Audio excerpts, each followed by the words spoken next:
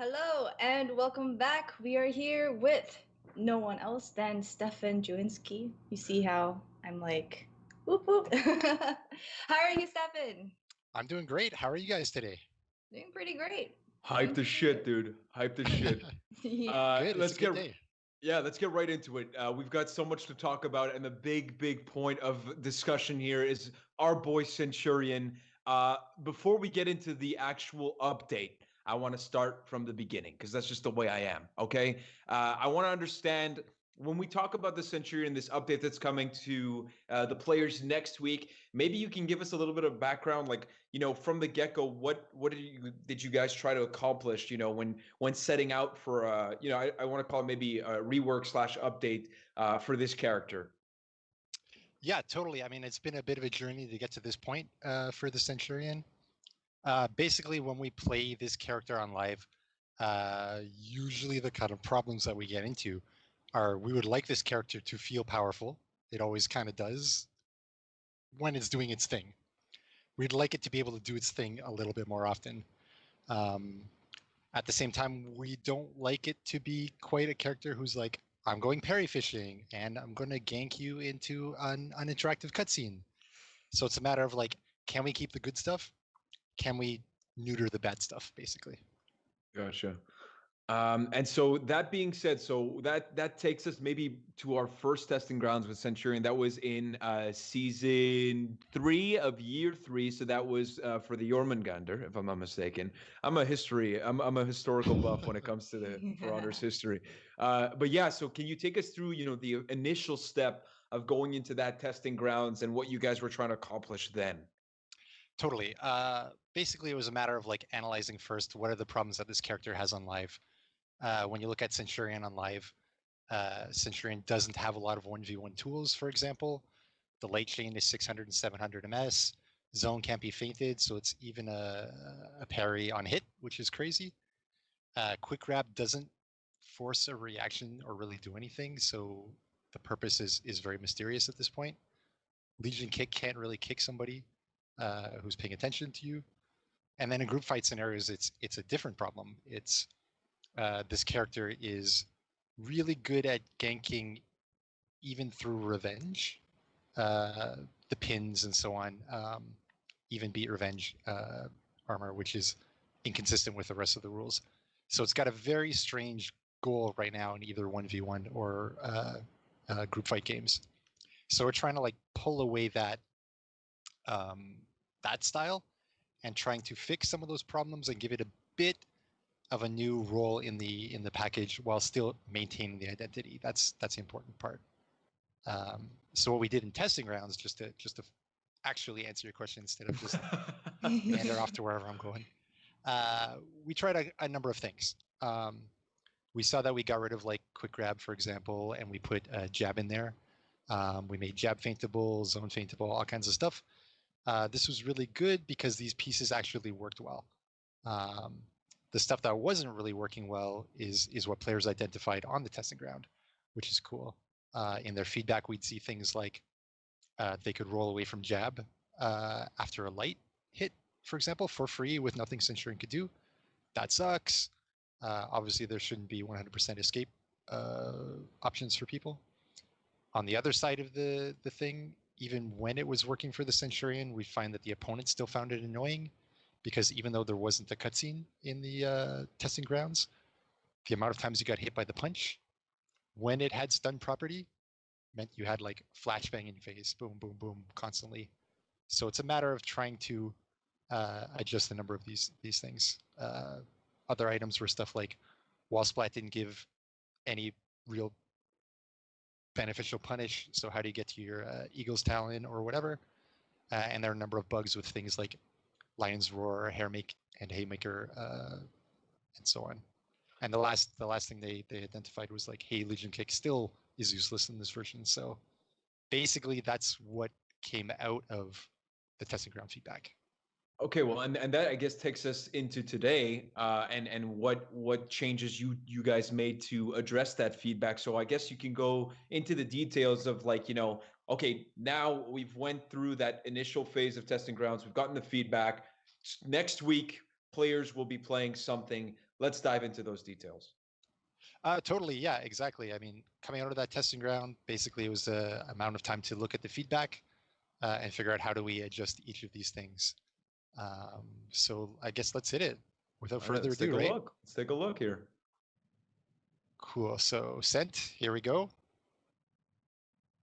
All right, so top to bottom, I'll kind of give a little bit so the people who haven't seen the testing grounds can see a little bit of like what is the stuff that was good then and we're keeping, and then what is the new stuff. So we'll kind of go. Zone attack, anyway, is now feintable, obviously. This is what people want. This is what people need. And it doesn't make Centurion sad to actually hit the move and get parried afterwards. So yes, cool. Second attack is feintable, and third attack is feintable. And you'll see, okay, that was the first, feinting on the second attack there, feinting on the third attack there, and now we're going to target swap him. Yeah, Clarissa loves her target swaps, doesn't she? You know, when you got a gank or when you're in a 1vx situation, you gotta learn how to target swap. But, you know, what's really cool about this one is it gives the players more control and it makes the zone attack more viable because, you know, you can, instead of letting it rip and then watching you be like, oh no, they're gonna block it, easy parry, I'm dead. Now they can swap or they can feint it. Correct. Exactly, so he's a little more unpredictable in this case, so that's going to be good for him, which would be cool. Okay, after that, charged heavy finisher, as we saw in the testing grounds, is feintable, even once it reaches the unblockable portion. So we'll see a video for this one as well, and we'll see the character lets it rip first, I guess, followed by feint. Yep, you saw the unblockable there. So the VFX and the unblockable icon, the fire and so on, all up here. And there's the guard break feint as well. So these are, so with the change, these are 3 options that players can use to, you know, have some mix-ups into their combat, right? Exactly. I mean, on live, because you can't feint that, once you see that, you're like, okay, not much you can do about that. I'll just punish him for trying to hit me. And here, now it's actually going to be a threatening option. That's going to be super cool. Yeah, I think this one's a good tool, especially when you want to condition your opponent. So it's like, you know, when you want to keep doing it, like feint, and then eventually maybe throw out the guard break at the end, or maybe let it rip because they might think you're gonna feint it or whatnot. So it's really you have choice. Yeah. So that's gonna be cool. All right, let's keep going through this. Jab. Okay, as we saw in the testing grounds, it is now feintable, but we made a number of timing options here, timing changes to this in the branchings and so on. So if you do jab confirmed light and then you attempt to jab, it's going to work. You have options to actually hit that or feint guard break that and so on. Same if you go to heavy and feint guard break and so on. These feints into guard break and such are actually going to work now, which is super cool. Besides that, we've tried to reduce the frustration of being punched so often. We've removed the stun property on this, so you're not going to get flashbanged constantly.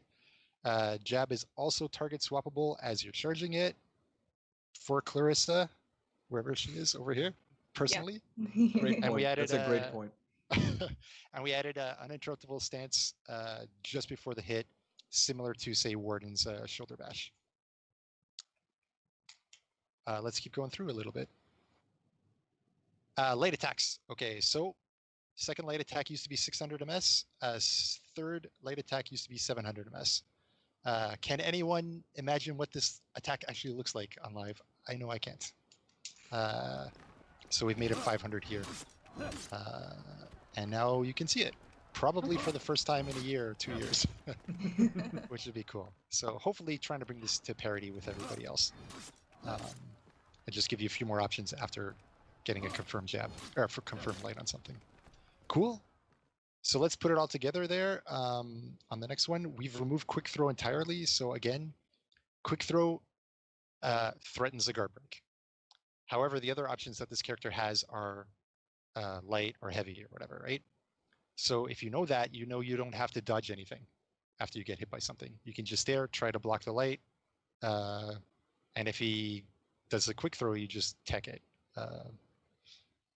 So it's not a scary move. Instead, we've replaced it by jab. So all through this chain now, you're going to be terrified by like, is it going to be jab? Is it going to be fully charged jab? Is it going to be jab, feint, guard break? Is it going to be whatever, right? Light or heavy as well. Okay, cool. I think we've got a video to show lights and jabs all put together here. So light into jab, light into jab, light into fully charged jab. Wow. Getting a beating over there. Yep, so as you can see, there's a variety of things you can try at this point, and you'll see, I think Centurion's even trying to mix it up even further. So it should be some exciting stuff. What else did we change after that? Parry counter. So one of the things identified by players in the testing ground was when you get a wall splat off of parry counter, it's really not very satisfying. You didn't get the charge heavy very often, and you didn't get anything else. So here what we're trying to do is allow jab after the parry counter instead of kick, which means on wall splat, you can get the fully charged jab for free. So this should bring you to Ego's Talon, at least through some set. So that's pretty cool. Centurion's still going to get a couple options to do big damage on parry punishes. So we're kind of hoping the identity will still be maintained, at the same time removing the extremely long parry into, kick, into fully charged jab, or fully charged heavy, into fully charged jab, into Eagle's Fury, into everything else in the universe, and trying to bring it down to a set rate. So good reward, reasonable amount of time. That's the idea there. Basically, you want to make sure that you're not near a wall. Still, I mean, Centurion's always going to be friends with walls. That's for sure. That's true. That's true. I mean, if you want to be extreme, you could try like threatening a jab, feint guard breaking at a ledge or something like that. If you're going for broke, I don't know. Try some stuff. All right, let's keep going through this. Legion kick, another thing identified as not good enough on live. So before it was 600 ms, we've switched it to 500 ms. This is more in line with like Conch Warlord, that kind of stuff. So we expect forward Legion kicks to be threatening your 1v1 opponent. Similarly, you see on the movement side, the Centurions had a lot of attacks that really didn't have a lot of range. He's got a T-Rex arm syndrome kind of style. And at the same time, his forward strafe was really, really quite slow. And this meant a lot of times people could kind of backwalk or backspace him really easily. So we're trying to alleviate that. And I think we can show a super quick video on the Zanhu trying to escape and not succeeding, at least in strafe versus strafe. So I would recommend if you're Centurion in 1v1, keep your stick forward, and then you'll be happy. Okay, well this is good because he's meant to be played as a close distance kind of character, so hopefully exactly. Yeah. Get up close, bully them as possible for this guy now. So that's pretty cool. And then the last change we've made there, Eagle's Fury, that's a dodge forward heavy, is now 800 ms. It used to be 1,000, and we slightly increased the range. So again, it's another step of like, hey, can we keep you close? Basically, is the intention here. And that's roughly what's going on with Centurion. That's absolutely amazing. I know that this has been a long time coming for a lot of players, and obviously with the delay, we haven't had the chance to speak about this beforehand. So now we do get the chance. I'm just wondering, and as maybe people that are mains of the Centurion, how does this affect their play style? Does his role change? Do they have to get used to a new role within 4v4 situation, 2v1s, whatever it may be? How does his play style adapt after these changes? I think it's going to be really interesting, actually. So in 1v1s, basically we saw, hey, play extremely defensively, go parry fishing, and then punish like heck when you can. I mean, you're still going to be able to parry like everybody else. That's not taken away. The extreme benefits are removed. The cutscene is removed. So the uninteractive element is going to be gone. You're going to see stuff like, hey, if he can jab it, you can dodge, right? You're not going to be like full heavy into full punch into Eagle's Talon. you're going to have dodge opportunities in the midpoint of this. So that's going to be really cool. At the same time, before you really didn't have options to initiate combat or to sustain combat once you got it going. Now you can. You can walk forward, Legion kick them. They're going to have to dodge at some point. If you do, empty dodge forward into guard break is going to work. Once you hit with Legion kick, you get your light. You're going to start up your whole like, is it jab? Is it feint guard break? Is it whatever? That's going to be really cool. And the longer you can keep this going, because it's like quite a good set of options and powerful at this point, it's going to allow Centurion to fight and press buttons, and that's going to be the best part. It's going to be high risk, but it's going to be good for him. At the same time, in fours, Centurion's job really was like try to gank the crap out of someone who's about to get revenge, and don't really allow them to survive through revenge, which is niche and quite annoying, honestly. So that part's going to be gone. At the same time, improving the 1v1 aspect and stuff like the kick and so on will mean you can get the kill. And it's going to be really interesting to see how does this character evolve in group fights or not. Have to put it in the hands of the best players and see what happens. Well, the good news is that they don't have to wait long because it starts June 11th, and that's when the update will be available for our boy Centurion. And that's not even all. We've got another surprise when it comes to our boy. So we'll see that later on, and you guys got to...